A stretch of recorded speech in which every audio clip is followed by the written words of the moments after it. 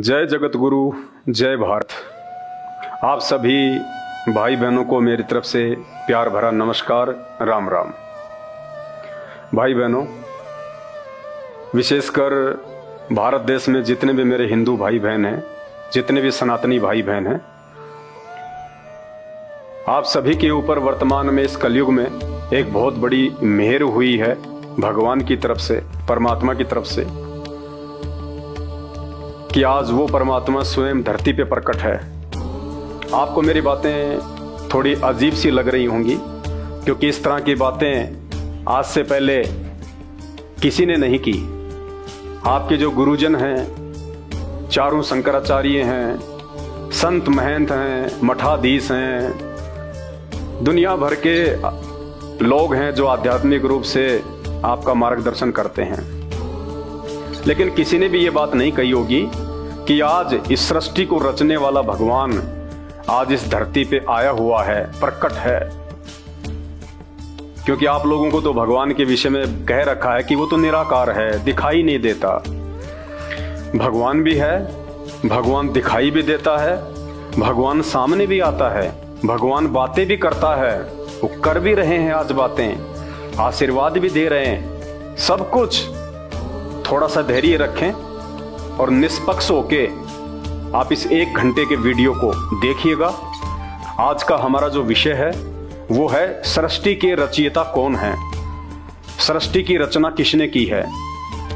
आज से पहले हिंदू समाज को केवल यही बात कह के छोड़ दिया जाता था, बहका दिया जाता था। इन जगह जगह बैठे भागवत करने वाले, बड़े बड़े पंडाल लेके लोगों को गुमराह करने वाले धर्मगुरुओं के द्वारा, शास्त्रियों के द्वारा, पंडितों के द्वारा, ब्राह्मणों के द्वारा कि सृष्टि की रचना, सृष्टि की उत्पत्ति ब्रह्मा जी ने की है, जबकि ये सरासर झूठ है, कोरा झूठ है। इसका प्रमाण आज आपके सामने आप पीछे देख रहे हैं, श्रीमद् देवी भागवत पुराण है। क्योंकि आज के जितने भी धर्मगुरु हैं, शंकराचार्य, संत महंत, और इन लोगों ने हमें जो 33 करोड़ देवी देवताओं की जानकारी दी है, ब्रह्मा विष्णु महेश जी की जानकारी दी है, जितनी भी हमसे ये पूजा पाठ करवाते हैं, अध्यात्म के विषय में ये जो भी कथा और कहानियां बताते हैं, ऐसा तो है नहीं कि ये धर्मगुरु पहले देवताओं से मिलके आए थे, ब्रह्मा विष्णु महेश जी से मिलके आए होंगे, उसके बाद नीचे आकर इन्होंने कथाएं करना शुरू की है। आप भी जानते हैं, अगर इन धर्मगुरुओं को, इन जगत गुरुओं को, इन शंकराचार्यों को और इन शास्त्रियों को, ब्राह्मणों को अगर अध्यात्म के विषय में किसी भी प्रकार की कोई भी जानकारी प्राप्त है, तो हम सब जानते हैं केवल हमारे धर्म ग्रंथों से हुई है, शास्त्रों से हुई है, गीता जी से हुई है, वेद से हुई है, पुराणों से हुई है। तो इन पुराणों में, इन वेदों में, इन शास्त्रों में, और विशेषकर आज हम चर्चा करने वाले हैं वेदव्यास जी के द्वारा रचित संक्षिप्त श्रीमद् देवी भागवत। ये पुराण आज हमें बताएगा कि सृष्टि की रचना किसने की है, भगवान कौन है।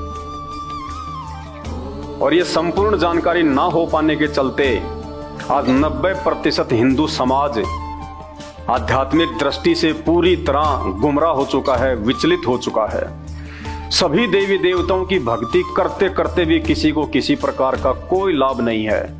किसी का बेटा बीमार रहता है, किसी की औरत को कैंसर है, किसी के आदमी को एड्स है, कोई भूत प्रेत से पीड़ित है। क्योंकि भूत प्रेतों की पूजा करोगे तो भूत प्रेत ही बनोगे, भूत प्रेत ही तुम्हें परेशान करेंगे। और ये वर्तमान के जितने भी नकली धर्मगुरु हैं, ये गुरुजन हैं, संत महंत हैं, इन्होंने केवल हमारे को भूत प्रेतों की ही पूजा करवाई है। क्योंकि परमात्मा के विषय में इनको भी जानकारी नहीं है कि परमात्मा कौन है। तो आज हम बात करेंगे श्रीमद् देवी भागवत को लेके कि सृष्टि के रचयिता कौन है और वास्तव में परमात्मा कौन है, कौन सी भक्ति करने से हमारे को लाभ प्राप्त होंगे, सुख प्राप्त होंगे, और इतनी जल्दी प्राप्त होंगे जिसकी कोई सीमा नहीं है।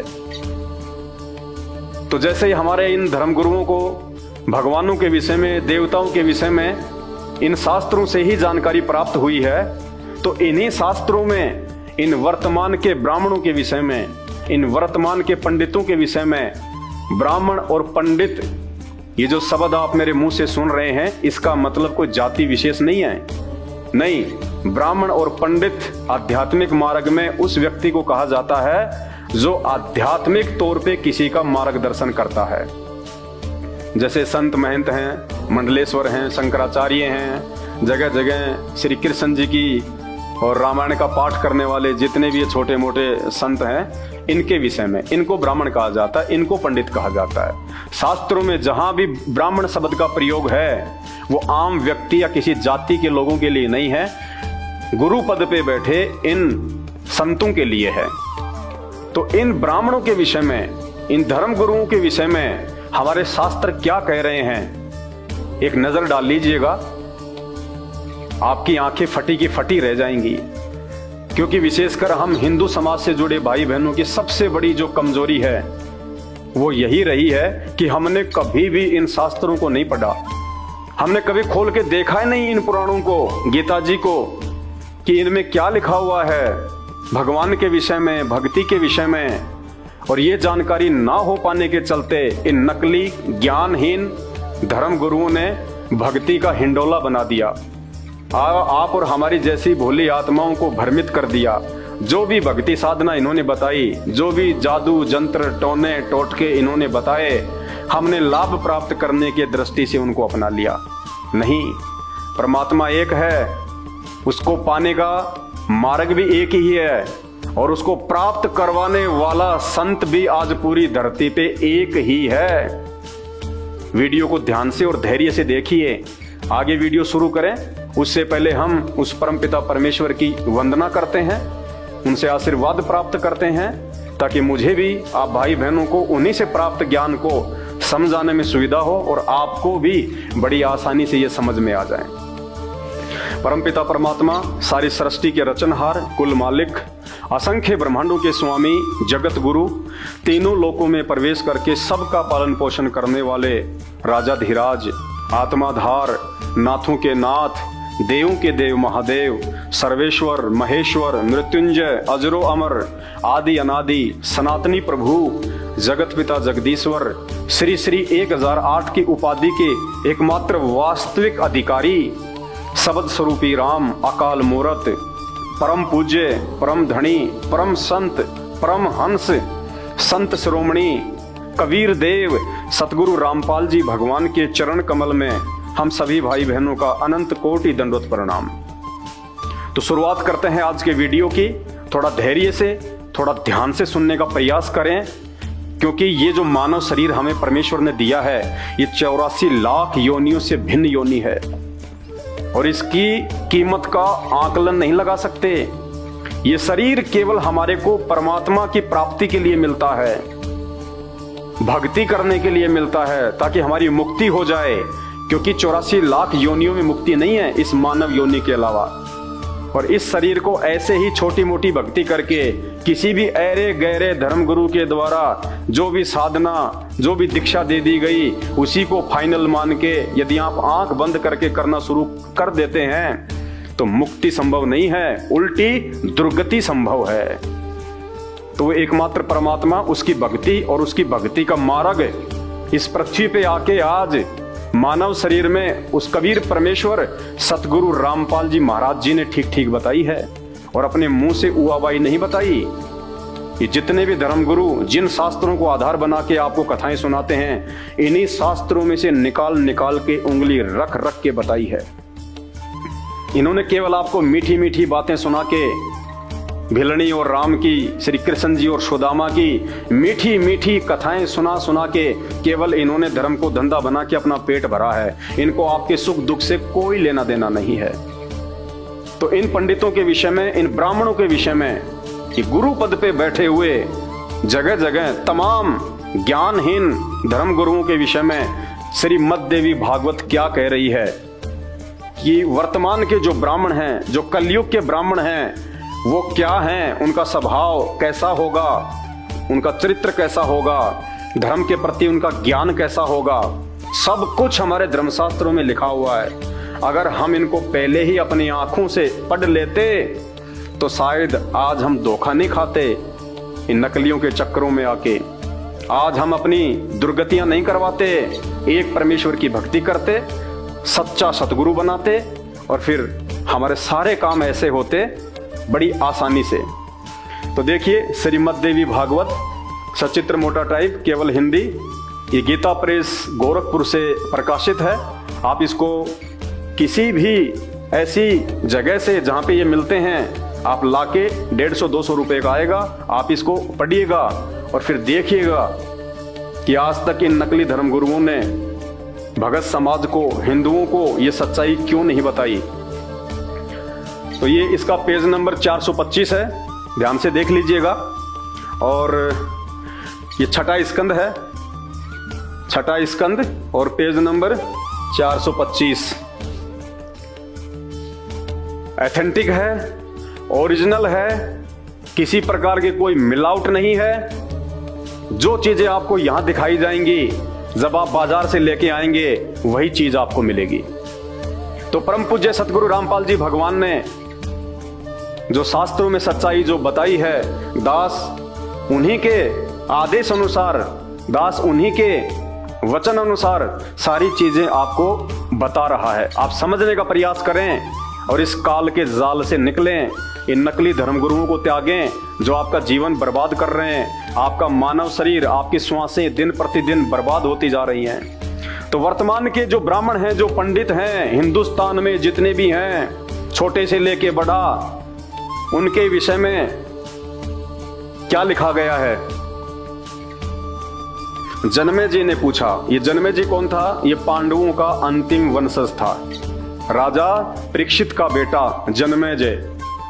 जन्मेजय वेदव्यास जी से पूछ रहे हैं किस युग में धर्म का कैसा स्वरूप है, इस संपूर्ण विषय को विशेष रूप से बताने की कृपा करें।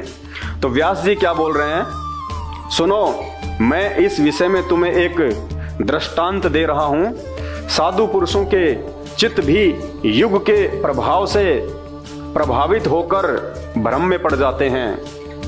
राजेंद्र, जैसे तुम्हारे पिताजी थे यानी राजा परीक्षित, जिन्होंने काल प्रभाव से, बहुत अच्छे राजा थे, धर्म में बहुत रुचि थी, उसके बाद भी काल के प्रभाव से उन्होंने एक तपस्वी के गले में मरा हुआ सांप डाल दिया। उस तपस्वी ने उनको श्राप दे दिया, जिस कारण से उनको तक्षक नाग ने डसा और उनकी मृत्यु हुई।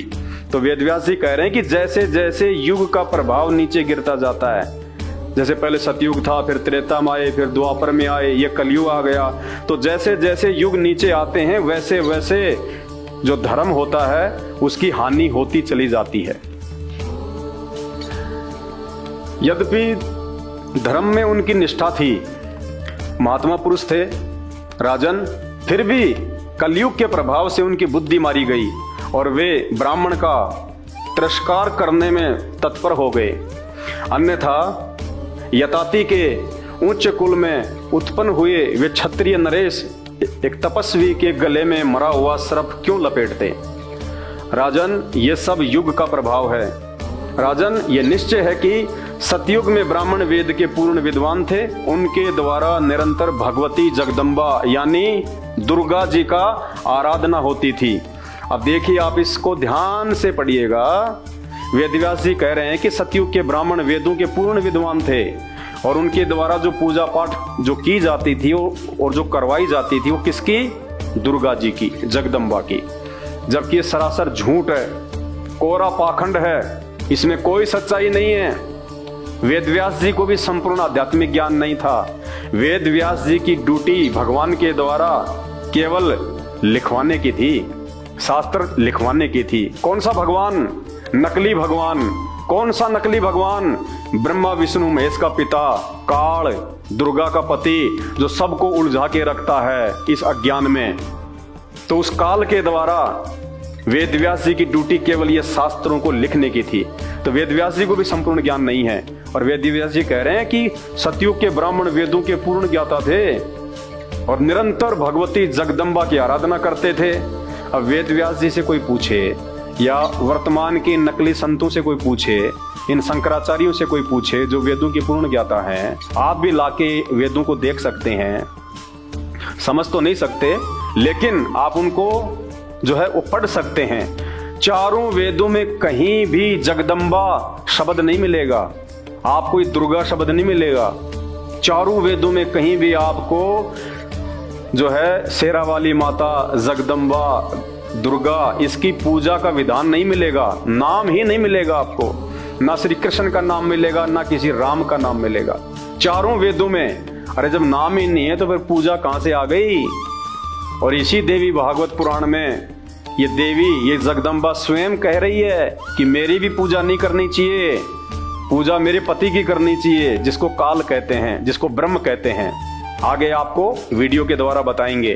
फिलहाल इस कलयुग के जो ब्राह्मण हैं, वर्तमान के जो धर्म गुरु हैं, ये क्या हैं और कैसे हैं और कितना इनको शास्त्रों का ज्ञान है, वेदव्यास जी बता रहे हैं।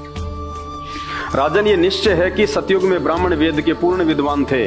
उनके द्वारा निरंतर भगवती जगदम्बा की आराधना होती थी, जो कि कोरा झूठ है। भगवती का दर्शन करने के लिए उनका मन सदा लालायित रहता था। गायत्री के ध्यान, प्राणायाम और जप में वे अपना सारा समय व्यतीत करते थे। माया बीज का जप करना, देखो माया बीज का जप करना, जबकि चारों वेदों में केवल ओम नाम का जाप लिखा हुआ है, केवल ओम नाम। इसके अलावा चारों वेदों में दूसरा कोई भी मंत्र जाप नहीं है। और चारों वेदों का सार गीता जी अध्याय नंबर 8 और श्लोक नंबर 13, ओम इति एक अक्षर ब्रह्म व्यवहारण माम अनुसमरण ये प्रियाति तजम देहम सयाति प्रमाम गतम। केवल एक ओम मंत्र का जाप पूरी गीता जी में, बाकी कोई हरे रामा हरे कृष्णा राधे राधे श्याम मिला दे, ओम नमः भागवते, कुछ नहीं है। ओम नमः शिवाय कोई मंत्र जाप नहीं है पूरी गीता जी में, चारों वेदों में, एक ओम मंत्र के अलावा। फिर ये माया बीज कहां से आ गया? ये उन ब्राह्मणों की अपनी सोच, मनमुखी सोच, इसीलिए तो आज ये पूरे समाज का बेड़ा गर्क करके बैठे हैं। माया बीज का जप करना उनका प्रधान कार्य था, जबकि गीता जी में चारों वेदों में माया बीज का कोई जिक्र ही नहीं है। मनमुखी, प्रत्येक गांव में शक्ति मंदिर का उद्घाटन हो, इस विषय की उनके मन में बड़ी उत्सुकता रहती थी। प्राय सब लोग सत्य, दया और सोच से युक्त होकर अपना कार्य संपन्न करते थे। तत्व ज्ञान के पारगामी उन ब्राह्मणों को, तत्व ज्ञान की तो उन ब्राह्मणों को छींट भी नहीं थी। छींट भी क्या होती है? छींट भी नहीं थी उनको, वो जानते नहीं थे कि ये तत्व ज्ञान होता क्या है। तत्व ज्ञान होना तो बहुत दूर की बात है। उस तत्व ज्ञान से लबालब आज सतगुरु रामपाल जी हैं इस पूरी धरती पे, पूरी पृथ्वी पे। इनके अलावा किसी को तत्व ज्ञान की छींट भी नहीं है। गीता जी अध्याय नंबर 15 श्लोक नंबर 104, गीता जी अध्याय नंबर 4 श्लोक नंबर 34, भगवान कह रहे हैं कि अर्जुन, अगर तुझे पूर्ण आध्यात्मिक ज्ञान चाहिए, पूर्ण मोक्ष की जानकारी चाहिए, 84 लाख योनियों से बाहर निकलना है, और यहां भी अगर तुझे सुख प्राप्त करना है जब तक तेरा जीवन है, तो किसी तत्वदर्शी संत की खोज करके उसके बताए अनुसार भक्ति कर। यानी श्री कृष्ण जी जो कि पांडवों के गुरु थे, वो भी मना कर रहे हैं कि मेरे पास भी कोई भक्ति नहीं है। वो कह रहे हैं कि किसी तत्वदर्शी संत की खोज कर। अगर श्री कृष्ण जी स्वयं ही तत्वदर्शी संत होते तो अर्जुन को कह देते कि मैं हूं वो तत्वदर्शी संत अर्जुन, लेकिन नहीं, वो तत्वदर्शी संत ना तो श्री कृष्ण जी को प्राप्त था, ना श्री अर्जुन जी को प्राप्त था। ये आप और हमारा सौभाग्य है कि वो तत्वदर्शी संत आज इस धरती पे संत रामपाल जी के रूप में प्रकट है। तत्व ज्ञान के पारगामी उन ब्राह्मणों द्वारा जो भी कर्म होता था उसमें सत्य, सोच और दया से ये तीनों गुण निहित रहते थे। सतयुग के क्षत्रियों का प्रधान कर्म था प्रजाओं का भरण पोषण करना। वैश्य लोग सदा खेती, व्यापार और गौ की सेवा में तत्पर रहते थे। राजन, उस पुण्य में सतयुग के शूद्रों के मन में सदा यही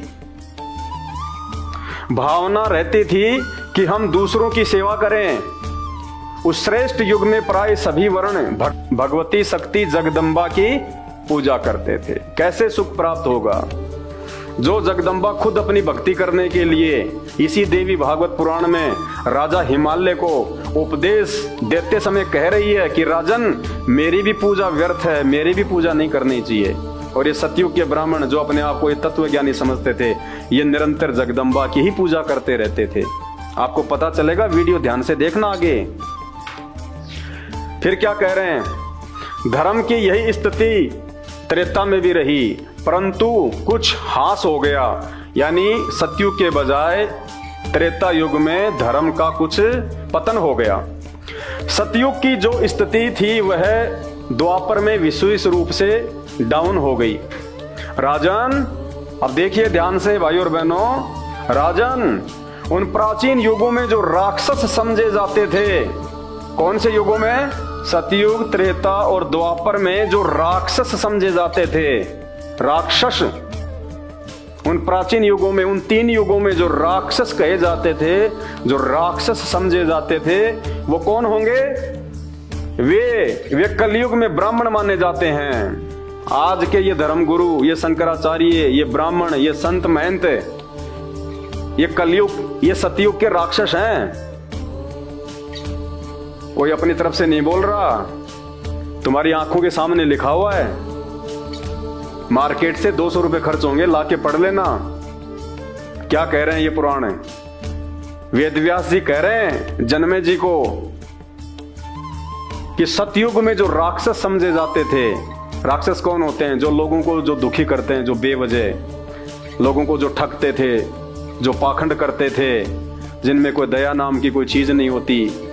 क्या कह रहे हैं वेदव्यास जी कि राजन, उन प्राचीन युगों में जो राक्षस समझे जाते थे, वे इस कलयुग में ब्राह्मण माने जाते हैं। कली यानी कलयुग, वे इस कलयुग में ब्राह्मण माने जाते हैं। ब्राह्मण ये धर्मगुरु वर्तमान के, जिनको आप अपना गुरुजी कहते हैं। जितने भी सारे के सारे आ गए, नाम लेने की आवश्यकता नहीं है, क्योंकि नाम तो सबका मैं जानता नहीं। एक संत रामपाल जी महाराज जी को छोड़ के, संत रामपाल जी परमेश्वर को छोड़ के, जितने भी देश विदेश में, हिंदुस्तान में नहीं, पूरे विश्व में जितने भी ये जगत गुरु, धर्म गुरु, परमहंस, शंकराचार्य और छोटे मोटे ये भागवत करने वाले, ये सारे के सारे इस देवी भागवत पुराण के अनुसार सतयुग के राक्षस हैं। क्यों हैं? वेदव्यास जी बता रहे हैं कि राक्षस वर्तमान के ब्राह्मणों को क्यों कहा जाता है। क्योंकि अब के ब्राह्मण प्राय पाखंड करने में तत्पर रहते हैं। इस कलयुग के ब्राह्मण, ये धर्मगुरु पाखंड करने में तत्पर रहते हैं। अरे ये तो 5000 साल पहले की बात बता रहे हैं वेदव्यास जी, उस समय के ब्राह्मणों की बात बता रहे हैं। जबकि 5000 साल और वर्तमान में तो रात दिन का अंतर है। कितना स्तर नीचे गिर गया। 100 साल पहले हमारे बुजुर्गों में कितना प्यार, प्रेम और दया भाव था, और आज देख लो। तो इसी प्रकार 5000 साल पहले के जो ब्राह्मण थे द्वापर युग के अंत में, उनके विषय में वेदव्यास जी कह रहे हैं कि उनका भी जो व्यवहार था वो राक्षसों जैसा है। तो वर्तमान समय के जो ब्राह्मण हैं, जो वर्तमान में जो ये धर्मगुरु हैं, इनका क्या होगा आप खुद आइडिया लगा लो। क्योंकि आपके ब्राह्मण प्राय पाखंड करने में तत्पर रहते हैं। तो पाखंडी कर रहे हैं सारे के सारे, जितने भी धर्मगुरु हैं सब पाखंड कर रहे हैं। किसी के पास भी सही भक्ति विधि नहीं है। कोई क्या मंत्र दे रहा है, कोई क्या मंत्र दे रहा है, कोई क्या साधना बताता है, कोई क्या आरती बताता है। सिर्फ दान दक्षिणा लेने का तरीका। पाखंड इसी को कहते हैं। पाखंड का मतलब ये नहीं होता कि वो अपने वस्त्र उतार के और नंगा होके और जो है वो घूमने लग जाए। और उनकी भी कौन सी कमी है हमारे देश में, नंगा होके घूमने वालों की। आप जैन समाज में देख लीजिएगा, जितने भी हैं सारे के सारे नंगे होके घूमते हैं। अरे नंगा होके घूमने से भगवान मिलता है क्या? अगर नंगा होके घूमने से भगवान मिले तो जितने भी जो ये जानवर हैं ये सब बेचारे नंगे घूमते हैं, इनको तो कब का भगवान मिल जाता। नंगा होके घूमने से भगवान मिलेगा, ये किसी भी धर्म में नहीं लिखा हुआ, किसी भी शास्त्र में नहीं लिखा हुआ। इसी को पाखंड कहते हैं। इसी का नाम पाखंड है। मन मर्जी से जो मर्जी रास्ता अपना लो, उसी का नाम है पाखंड। क्योंकि अब के ब्राह्मण प्राय पाखंड करने में तत्पर रहते हैं। दूसरों को ठगना, पूजा के नाम पे, हवन के नाम पे, दान दक्षिणा के नाम पे तुम ये करोगे तो तुम्हारे घर में ऐसा हो जाएगा, वास्तु के नाम पे, ज्योतिष के नाम पे, तंत्र के नाम पे, जंत्र के नाम पे, मंत्र के नाम पे ये पूजा पाठ करो, तुम्हारा काम धंधा ठीक हो जाएगा। सिर्फ दूसरों को ठगना स्पष्ट लिखा हुआ है वर्तमान के जो ब्राह्मण हैं, जो धर्म गुरु हैं, उनके बारे में। दूसरों को ठगना, झूठ बोलना, सारी झूठ बोल रहे हैं। तुम्हें भक्ति मार्ग की कोई भी बात ये सच नहीं बता रहे जो शास्त्रों में लिखी हुई है। सब मनमुखी, उसका गुरु, उसका गुरु, उसका गुरु, पीढ़ी दर पीढ़ी। भक्ति से संबंधित वास्तविक कोई भी जानकारी ये अपने भक्तों को नहीं बता रहे, क्योंकि भक्ति की यथार्थ जानकारी केवल हमारे धर्म शास्त्रों में है। तो कहते हैं पाखंड करना, दूसरों को ठगना और वैदिक धर्म कर्मों से अलग रहना। वैदिक धर्म कर्म, वैदिक यानी वेदों में लिखी हुई जो धर्म की जानकारी है, जो कर्म है, उनसे अलग रहना। यानी वेदों के अलावा, शास्त्रों के अलावा अपनी मनमुखी भक्ति लोगों को बताना, मनमुखी मंत्र जाप बताना। राधे राधे श्याम मिला दे, ये कोई मंत्र है? कहाँ लिखा हुआ है? श्री कृष्ण जी ने जाप किया था या फिर राधा जी ने जाप किया था ये मंत्र, राधे राधे श्याम मिला दे, हरे रामा हरे कृष्णा? बताइए, श्री कृष्ण जी ने कभी कहा कि तुम हरे रामा हरे कृष्णा जपो? श्री कृष्ण तो उनके शरीर का नाम था। श्री कृष्ण तो बेचारे खुद दुर्वासा को अपना गुरु बना के ओम नाम का जाप किया करते थे। श्री रामचंद्र जी त्रेता युग में वशिष्ठ को अपना गुरु बना के ओम नाम का जाप किया करते थे। और हम हरे रामा हरे कृष्णा, हरे रामा हरे कृष्णा, इसी को पाखंड कहते हैं। झूठ बोलना और वैदिक धर्म कर्मों से अलग रहना कलयुगी ब्राह्मणों का स्वाभाविक गुण बन गया है। क्या बन गया? कलयुगी ब्राह्मणों का स्वभाव बन गया ये। लोगों को ठगना, केवल दान दक्षिणा के लिए पाखंड करना, एक कर्म कांड करवाना, वेदों और गीता जी के अनुसार भक्ति नहीं बताना, जबकि गीता जी में तो केवल एक ओम मंत्र है, और वो ओम मंत्र भी उसी गुरु के द्वारा दिया हुआ काम करेगा जो तत्वदर्शी होगा। तो तत्वदर्शी गुरु, तत्वदर्शी संत वर्तमान में इस पूरी धरती पे संत रामपाल जी के अलावा दूसरा नहीं है। एक बार सत्संग सुन के देखना। इस वीडियो के ऊपर लिंक में आपको एक सृष्टि रचना का लिंक मिलेगा, 2.5-3 घंटे का सत्संग है। बाकी यूट्यूब पे जाके सर्च करना सृष्टि रचना संत रामपाल जी महाराज, आपकी आंखें खुल जाएंगी कि आज से पहले हम कहां सोए पड़े थे। कलयुगी ब्राह्मणों का स्वाभाविक गुण बन गया है। क्या लिखा हुआ है आगे? वे कभी वेद नहीं पढ़ते। अरे जो वेद ही नहीं पढ़ेगा वो वेद के अनुसार भक्ति कहां से करवाएगा? ये व्यास जी लिख रहे हैं। 5,500 साल पहले के पंडित भी वेद नहीं पढ़ते थे। मनमुखी जाप, मनमुखी मंत्र, मनमुखी साधना, मनमुखी सारे के सारे कर्म कांड। तो वर्तमान के ब्राह्मण तो कहां से वेद पढ़ेंगे? और अगर वो पढ़ेंगे तो कहां से उनको समझ में आएंगे? वे कभी वेद नहीं पढ़ते। शूद्रों की सेवा में तत्पर रहते हैं। यानी कोई भी कहीं भी उनको पूजा पाठ के लिए बुला लो, तुरंत दौड़ चले जाएंगे, क्योंकि अच्छी दान दक्षिणा मिलेगी। शूद्रों की सेवा में सदा तत्पर रहते हैं। दंभ करने वाले लोग कलयुग में चतुर कहलाते हैं। दंभ करने वाले यानी पाखंड करने वाले, अभिमान करने वाले लोग इस कलयुग में चतुर कहलाते हैं। मीठा मीठा बोलने वाले, राम और भिलनी की कथा ढोलक पेटी लेके सुनाने वाले, आपको ऐसे ऐसी हृदय विदारक बातें बताएंगी, मीठी मीठी, आपकी आंखों से आंसू आएंगे। और उस पंडाल से बाहर निकलते फिर वही लड़ाई झगड़ा, मन में टेंशन, सो चिंता, उसका लेना उसका देना। क्योंकि मनमुखी भक्ति से कभी मन शांत हो ही नहीं सकता, चाहे आपको कोई कितना ही अपने स्वार्थ के लिए लुभाने का प्रयास करे। ब्राह्मणों में अभिमान भरा रहता है। अभिमानी हो गए, कोई इनसे सवाल कर ले गोल मटोल कर जाते हैं, जवाब नहीं देते। आप देखते नहीं है देवकी नंदन ठाकुर जी, इनसे माइक पे कोई सवाल कर लेता है कि शिवलिंग के ऊपर दूध चढ़ाने से क्या फायदा है, वो तो गंदगी में जाता है। आप देखते हैं उनके वीडियो कैसे डांट मारते हैं। अरे भैया, वो लोग शास्त्र पढ़ के तुमसे सवाल कर रहे हैं, तुम भी शास्त्र पढ़ के जवाब दो जो लिखा हुआ है जो शास्त्रों में। शिवलिंग की पूजा कहाँ लिखी हुई है, कौन से वेद में लिखी हुई है? गीता जी में कहाँ कहा है कि आपको शिवलिंग की पूजा करनी चाहिए? मनमुखी साधना खुद भी कर रहे हो, लोगों को भी करवा रहे हो, अंत में खुद भी नरक में, तुम्हारे भगत भी नरक में। तो क्या कह रहे हैं व्यास जी? देखो, ये बातें मैं नहीं बोल रहा अपनी तरफ से, ना मेरे गुरुदेव ने बोली अपनी तरफ से। जिन धर्मशास्त्रों को आप जी हिंदू समाज के मानते हो और बिल्कुल विश्वसनीय मानते हो, उन्हीं शास्त्रों में लिखा हुआ है, ये झूठ नहीं है। अनेक प्रकार से असत धर्मों के प्रचार करने वाले, मनमुखी प्रचार करने वाले कितने ही ब्राह्मणों का ऐसा स्वभाव बन गया है कि वे वेदों की निंदा करते हैं। वेदों की निंदा करने का मतलब, वेद पढ़ेंगे आपके सामने, रखे हैं चारों वेद, आपको वेदों से पढ़ाएंगे, लेकिन उन वेदों में लिखी गई बातों के विपरीत आपको भक्ति और भगवान की जानकारी देना, उसको कहते हैं वेदों की जो है वो निंदा करना। यानी वेदों के विपरीत आध्यात्मिक ज्ञान देना वेदों की निंदा करना होता है।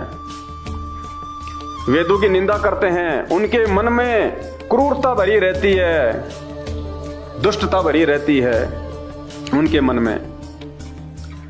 वे धर्म का कभी पालन नहीं करते और व्यर्थ वाद विवाद में लगे रहते हैं। इनको टीवी चैनलों पे कोई भी बुला ले डिबेट के लिए, आपस में मुर्गे की तरह लड़ते हैं। मैं नीचे ना गिर जाऊं, मैं नीचे ना गिर जाऊं, चाहे झूठ बोलना पड़े, चाहे पाखंड करना पड़े, कुछ भी करना पड़े, मुर्गे की तरह लड़ते हैं आपस में ये। तो क्या कह रहे हैं यहाँ पे वेदव्यास जी? वे धर्म का कभी पालन नहीं करते और व्यर्थ वाद विवाद में लगे रहते हैं। कोई सवाल कर ले तो फालतू की बातों से उसको शांत कर देते हैं। राजन, जैसे जैसे कलयुग की वृद्धि होती है वैसे वैसे ही सत्य मूलक धर्म का अभाव होता चला जाता है। क्षत्रिय, वैश्य और शूद्र भी इसी प्रकार से अधार्मिक हो जाते हैं। अब क्षत्रिय, वैश्य और शूद्र की तो बेचारों की क्या गलती है? जब ब्राह्मण उनको ज्ञान ही उल्टा बताएंगे, उनको शास्त्रों से विपरीत भक्ति बताएंगे, कोई सही भगवान की जानकारी नहीं देंगे, तो बिना भक्ति के तो जीव का भला हो ही नहीं सकता। तो आम व्यक्ति की बेचारों की क्या जानकर जो है वो गलती है? भाई जैसे खेत है, उस खेत की बेचारे की क्या गलती है? उस खेत में जो बीज डालने वाला डालेगा, खेत तो वैसा ही उत्पन्न कर देगा। खेत में अगर भांग डालोगे तो बेचारा भांग पैदा कर देगा, गेहूं डालोगे तो गेहूं पैदा कर देगा। वो तो डालने वाले की गलती है, वो कौन सा बीज डाल रहा है। तो भक्तों की कोई गलती नहीं है, आप और हमारी कोई गलती नहीं है। हमें जैसा इन धर्म गुरुओं ने भक्ति बता दी, हमने वैसी कर ली और आज सबके सब दुखी हैं। सबके घर में महाकष्ट, लड़ाई झगड़े, बीमारी, किसी को सुख नहीं है। भक्ति करते करते भी ना किसी की कोई मर्यादा है। भक्ति भी कर रहे हैं, आरती भी कर रहे हैं, मन में आए तब अपना कोई नशा भी कर लेते हैं, मांस भी खा लेते हैं, गुटखा और जर्दा भी खा लेते हैं। चोरी जारी, रिश्वतखोरी, भ्रष्टाचारी, मिलावट करना, क्योंकि मर्यादा नहीं है। मर्यादा हो ही नहीं सकती जब तक आप शास्त्रों के अनुसार भक्ति और अपना सच्चा गुरु बना के नहीं करोगे, तब तक आपकी मर्यादा रह ही नहीं सकती। और बिना मर्यादा के आपको भक्ति से कोई लाभ नहीं मिल सकता। इसी प्रकार से अधार्मिक हो जाते हैं। यही दशा कलयुग में इतर वर्णों की भी है। पाप करने और झूठ बोलने में किसी को कोई हिचक नहीं है। राजन, शूद्र के धर्म से संबंध रखने वाले कलयुगी ब्राह्मण सदा प्रतिग्रह लेने में तत्पर रहेंगे। और भी बहुत सारी बातें इसमें लिखी हुई है।